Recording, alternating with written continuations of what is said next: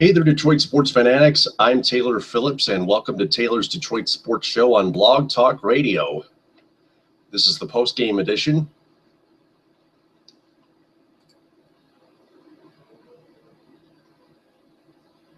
From 11 to 11:30 p.m. Tonight we're going to talk about the Pistons taking on the Hornets, the Tigers taking on the Houston Astros, and I'm going to preview the Red Wings-Bruins game at Joe Louis Arena tomorrow night. Plus, the Griffins smashed the Rockford Ice Hogs. Quick update to end the program. First, I'm going to start, though,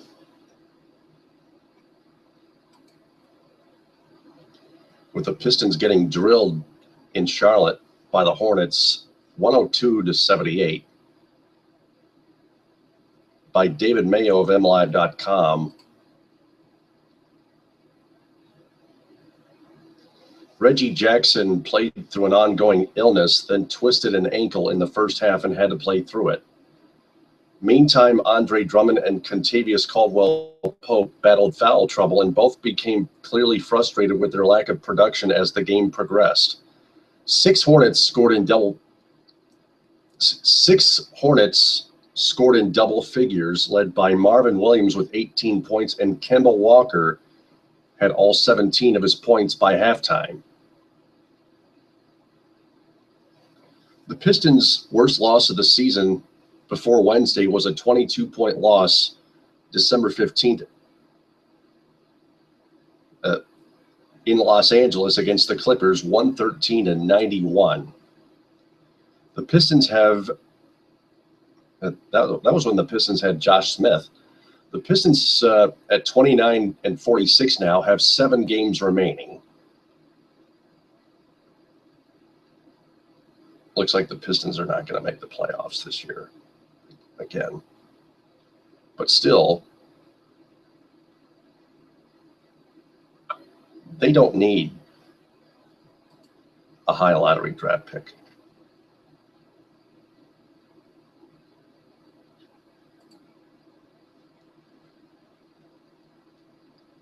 I'll give you the lowlights first.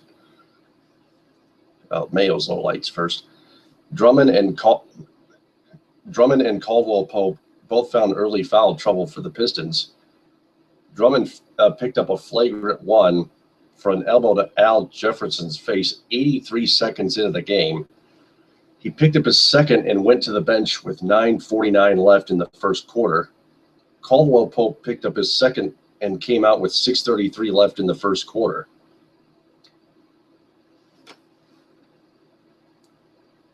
The Hornets were 9 of 12 on free throws in the first quarter alone. Drummond was 1 for 7 on free throws, while the rest of his teammates were 10 for 11. So that makes it 11 of 18 from the free throw line for the Pistons the entire game.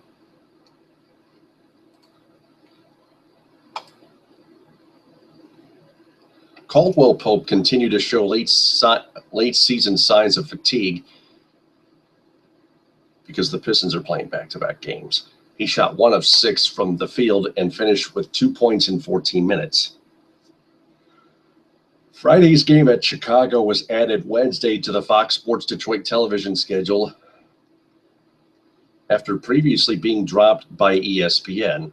Earlier this week, ESPN announced it would add next Wednesday's Pistons-Boston Celtics game to its national schedule. Pistons reserve point guard Spencer Dinwiddie, the sprained left ankle, sat out the game and is likely to miss Friday's game at Chicago after he was injured in the first half of Tuesday's win over Atlanta. The Pistons continued their 4-game, 5-day scheduling stretch Friday at Chicago, then concluded Saturday versus Miami at home. Quincy Miller, who has been with the Pistons since February 21st, saw his first playing time with the team late in the fourth quarter.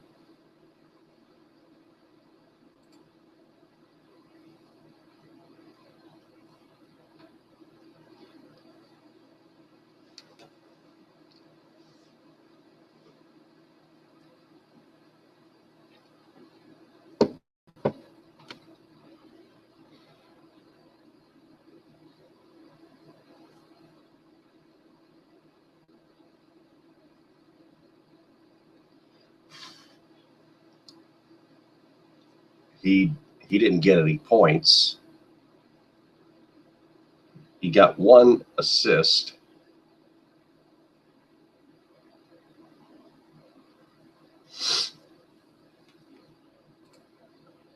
Those are the game notes. Now the highlights. Pistons guard Jody Meeks had 15 points and 5 rebounds. It was his highest scoring game since March 4th. Wow.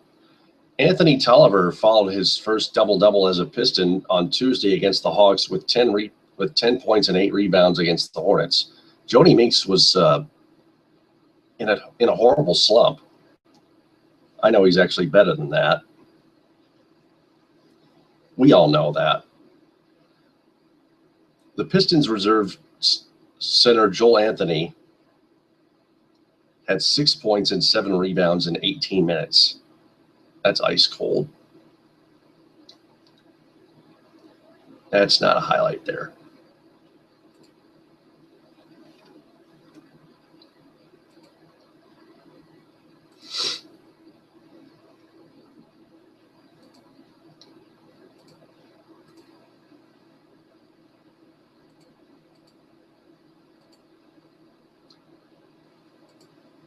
So the Pistons take on the Bulls Friday at 7:30 at the Palace.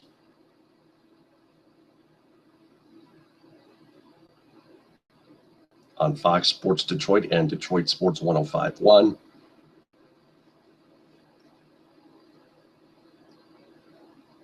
I heard Matt Deary on Facebook say the Pistons are exhausted. Maybe they were. Not quite 100% sure about that, but maybe they were.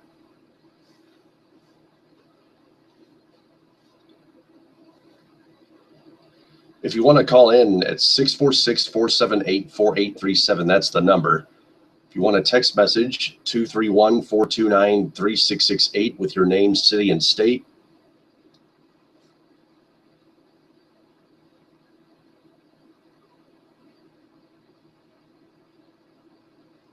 Andre Drummond finished with 13 points and 9 rebounds.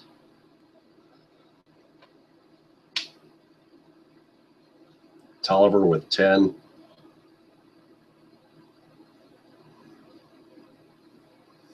Butler with 5. Joel Anthony and John Lucas with 6 each. Tayshaun Prince with 4. Sean Williams with 6. Cartier Martin with 2. Caron Butler with 5. Reggie Jackson with 9. I don't know.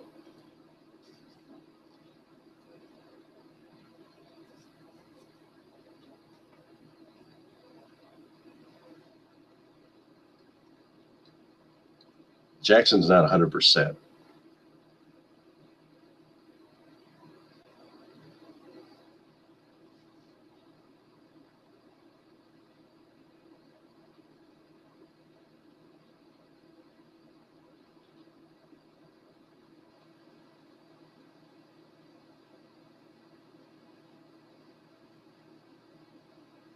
Looking at the standings here, the Pistons remain in 12th place at 29-45, 29-46 now. The Heat were 34-40 going into tonight. The Brooklyn Nets 33-40.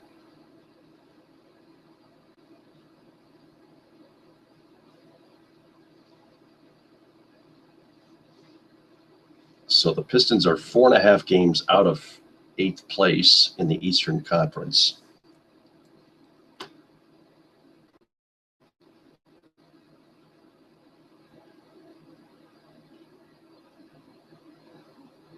The chances are getting slimmer for the Pistons to make the playoffs, but still they don't need a top lottery draft pick to fix things. They have a better roster.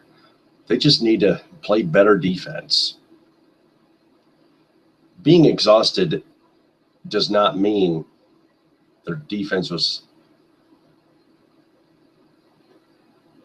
Being exhausted does not cut it.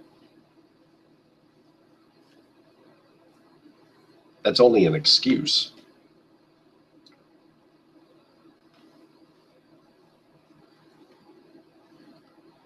I will preview the Pistons-Bulls game tomorrow.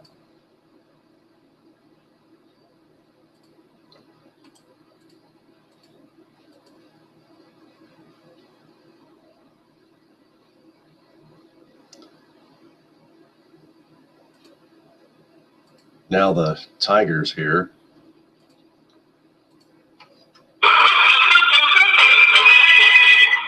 They lost 3-2 to the Houston Astros in Kissimmee, Florida. Checking the MLB.com at-bat mobile app.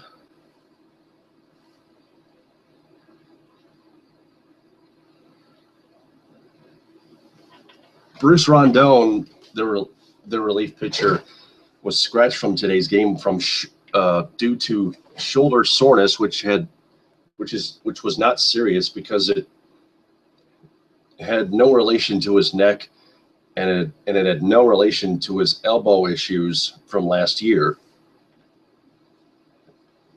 So that's good news. Rondon will be back tomorrow.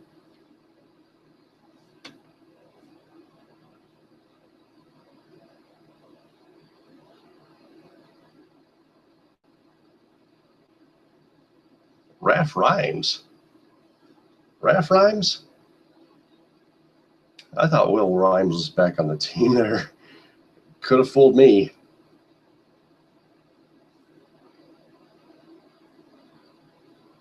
Anthony Ghost went 0 for 3. Victor Martinez went 2 for 3. Left only 1 on base. JD Martinez went 1 for 3 and scored a run and drew a walk. Struck out once and left 2 men on base.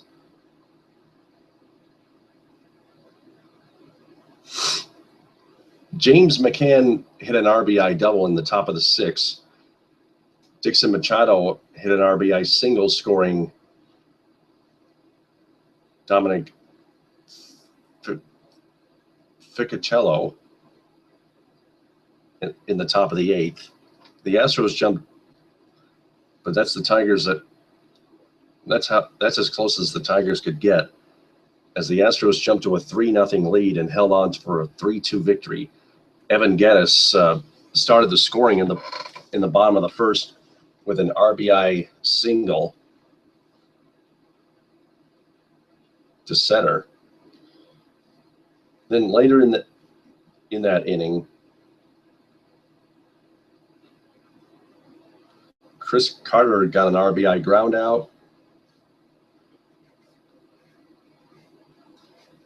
and James Marisnick with an RBI double in that 1st inning. So all 3 Astro runs were scored in the 1st inning, and that was it.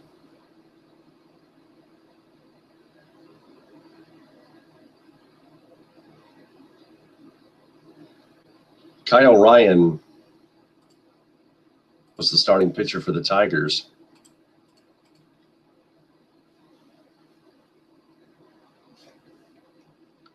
Joe Nathan, who everyone wanted released, almost everyone, only walked 1, didn't give up any hits or runs, struck out 2, pitched a scoreless inning in the bottom of the 3rd.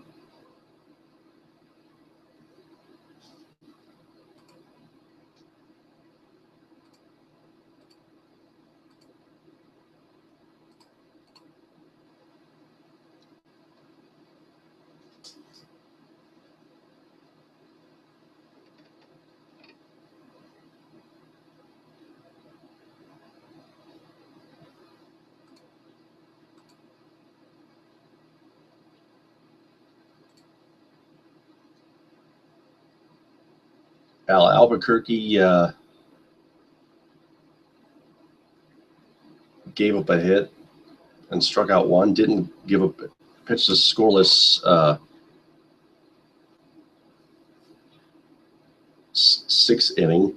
Blaine Hardy pitched a scoreless seventh, giving up a hit and striking out 2. And Volker pitched a scoreless 8th, walking 1 and striking out 1. Paul Volker. Tom Gorzalani pitched an inning and 2/3 scoreless baseball, struck out 1. That was it. No walks, no hits, no runs, no homers, no nothing. His ERA has decreased to 7.04. He could have a shot at joining the 25-man Tigers roster going into opening day.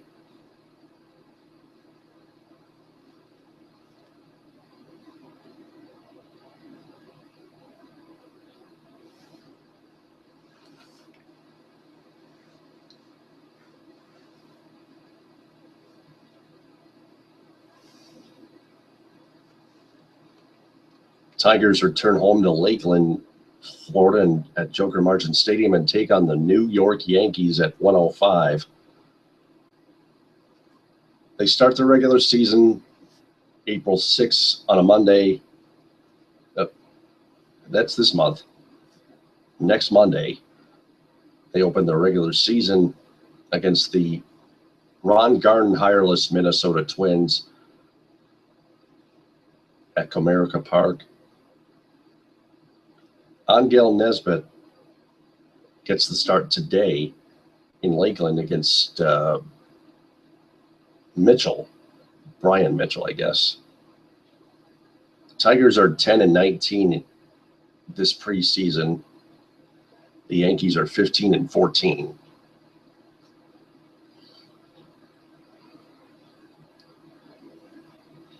The Tigers' starting pitching has had issues this spring. Injuries, bad efforts.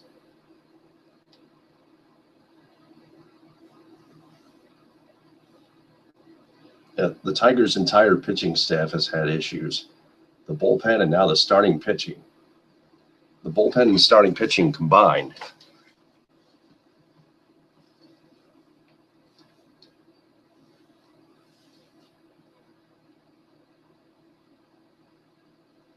Part of it is on Dave Dombrowski, and part of it is on the pitching staff themselves, pending their performance.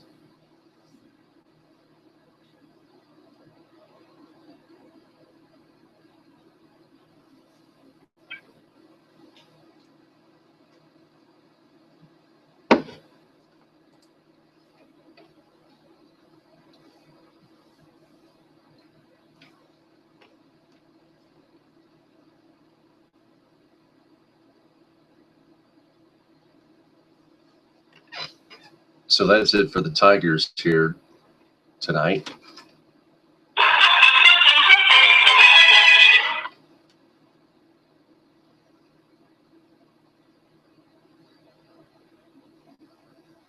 Now to the Red Wings.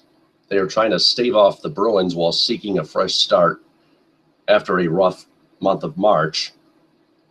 Today is April 1st. Happy April Fool's Day, everyone. The Detroit Red Wings hope April isn't as cruel a month as it was March. A surprising team with eyes on the Atlantic Division title turned into a weary-looking group.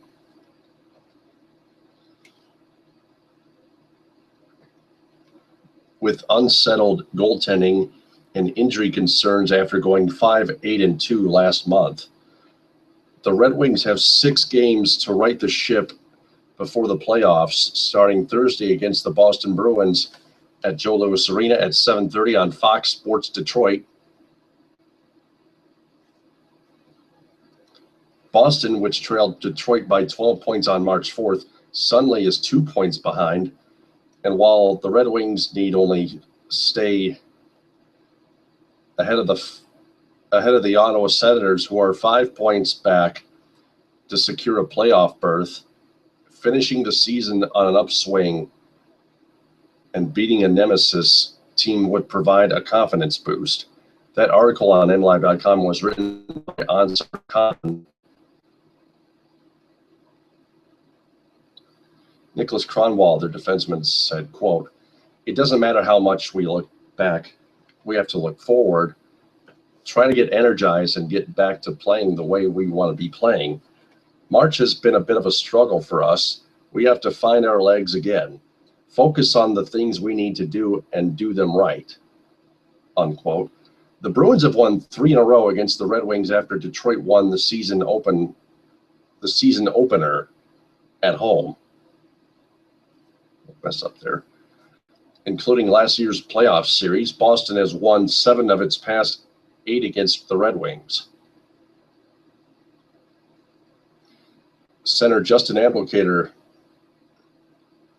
who would have been picked by head coach Mike Babcock to be in the shootout as the third shooter, said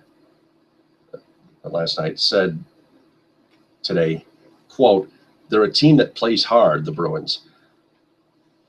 We know the positions in the standings. We know how important a game it is for us. It'll be fun, a good test," unquote. The Red Wings are coming off a 2-1 shootout loss to the Ottawa Senators Tuesday, a game in which the Senators outplayed them by a wide margin. 33-16 shots on goal through 60 minutes, 34-16 total through overtime. Peter Mrazek made 33 saves, only to get 1 point, which is never enough. Better than nothing, but still never enough.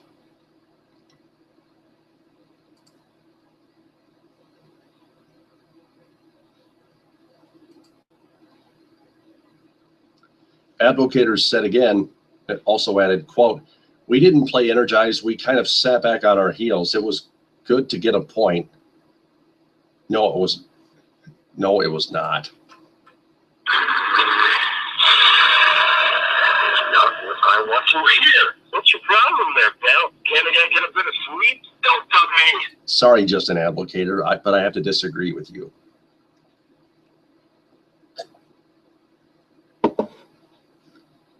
I credit that to Peter and how he played, but we got to be a lot better.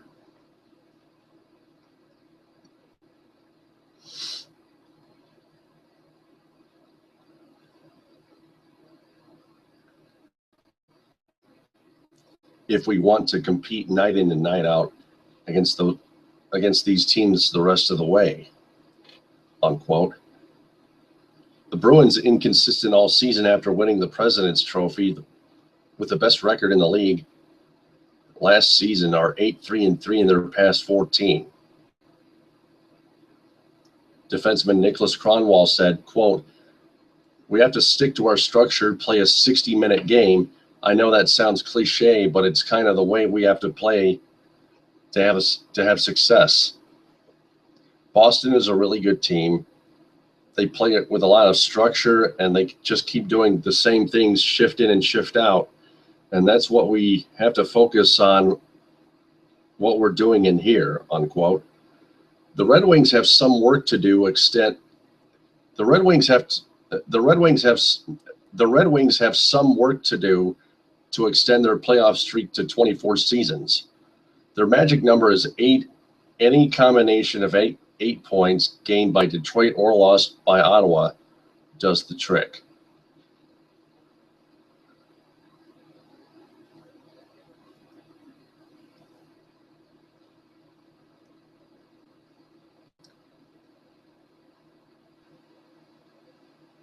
Advocator added, quote, "I think you just need the points more than anything.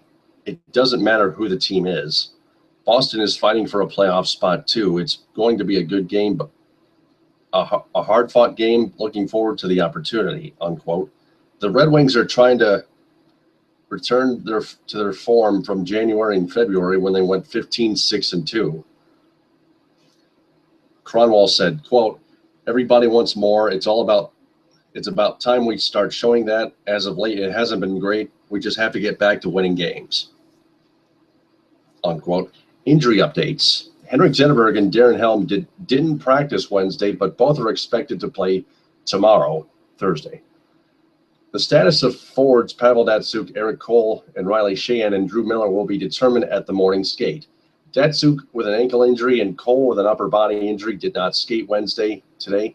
Sheahan with an upper body injury and Miller with facial lacerations practiced, which is good. We highly expect Sheahan and Miller to play tomorrow. Not so much Datsyuk and Cole. We hope, but we highly hope so. We highly hope they both do. We highly hope all four of them come back.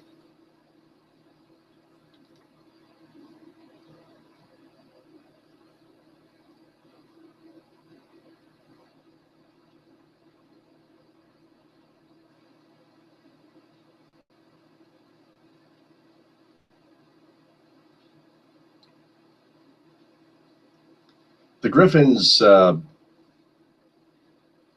Grand Rapids Griffins, the Red Wings AHL affiliate, minor league affiliate, rocked the Rockford Ice Hogs 6-1 tonight.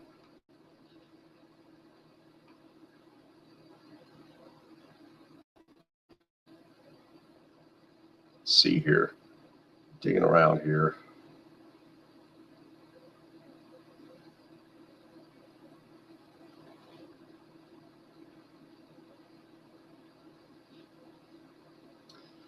Lewis, Mark Aubrey, Andy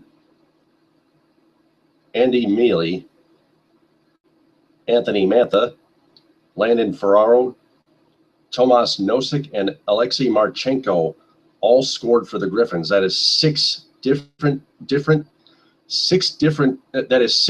Griffins players that scored a goal, that scored one goal. A team effort. 90 seconds. To win. Matt Carey scored the only Ice Hogs goal, making it 3-1 Griffins at 9:39 in the second. Not nearly enough. The Griffins continue to show their dominance in the Midwest Division. The Utica Comets are the first team in the Western Conference to clinch a playoff berth. I just got that notification from the AHL, the AHL mobile app on my iPhone 5C. That's going to do it for Taylor's Detroit Sports Show postgame edition, April Fool's Day edition, from 11 to 11:30 p.m. Eastern. I'm Taylor Phillips, TTFN. Ta-ta for now. Talk to you tomorrow.